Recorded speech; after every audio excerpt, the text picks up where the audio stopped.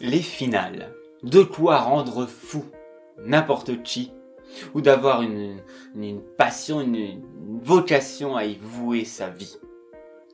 Et certains le font, d'ailleurs, à travers des positions qu'ils inventent, puis qu'ils essayent de résoudre. Vous avez déjà appris le minimum pour survivre. Dans les finales, à travers les finales de pion. Il existe des livres en plusieurs tomes sur les finales, mais avant un niveau avancé, ce n'est pas nécessaire. Vraiment pas, vous y êtes pas encore. Sauf évidemment si vous aimez ça. C'est comme pour les ouvertures, c'est comme pour plein de choses, si vous avez du plaisir, eh bien allez-y. Et j'ai même envie de dire, il vaut mieux étudier à fond les finales que les ouvertures. Bref, nous allons voir ici, maintenant, une position extrêmement célèbre, et qui contient plusieurs idées intéressantes que vous allez pouvoir utiliser dans d'autres finales, pas évidemment juste quand vous arrivez sur cette position-là, non. Ça va être utile pour d'autres choses. De la position de Lucien, ou l'art de construire un pont.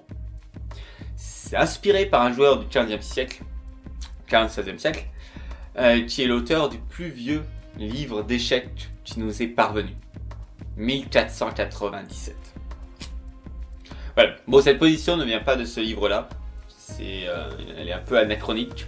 Elle apparaît plus tard dans un livre de 1634 où elle est nommée en référence à Lucelin, à cet auteur du très vieux bouquin. Bref, les siècles passent et c'est toujours une merveille. Donc, on va apprendre à construire un pont. Ici, c'est les blancs. Les blancs qui veulent réussir, c'est au noir de jouer, mais les blancs veulent réussir à promouvoir le pion. Le problème, c'est que comme c'est au noir de jouer, hop, tour C2, le roi ne peut pas partir. Comment faire pour se sortir de ça? Donc, la méthode. On va le faire, ça va soit vous paraître assez logique, mais après vous allez avoir du mal à l'appliquer, soit ça va vous paraître obscur. Ne vous inquiétez pas, s'il le faut, revoyez 2-3 fois ça, c'est vraiment trop dur, laissez de côté pour l'instant, vous y reviendrez quand vous ferez une boucle dans la méthode. Et surtout, vous allez avoir un exercice où il va falloir mater l'ordinateur sur cette position-là. Donc vous allez pouvoir vous entraîner, pas de souci. Bon, tour C2, échec. Il faut faire bouger le roi. Ok, il bouge. Et là, très important, on amène la tour en 4e rangée. Ce qu'on veut, c'est faire le pont. Vous allez comprendre. Voilà. Hop, le roi sort. Le roi sort. Échec. Et c'est justement le souci. C'est que finalement, le roi, il va à chaque fois avoir des échecs. Et du coup, si à un moment donné, en plus ça il pourrait pas sortir, mais s'il laissait partir par là-bas, à un moment donné, la tour, elle vient derrière le pion, et le pion ne peut pas aller à la dame sans se faire manger. Mais en amenant la tour ici, on construit un pont, et vous allez voir.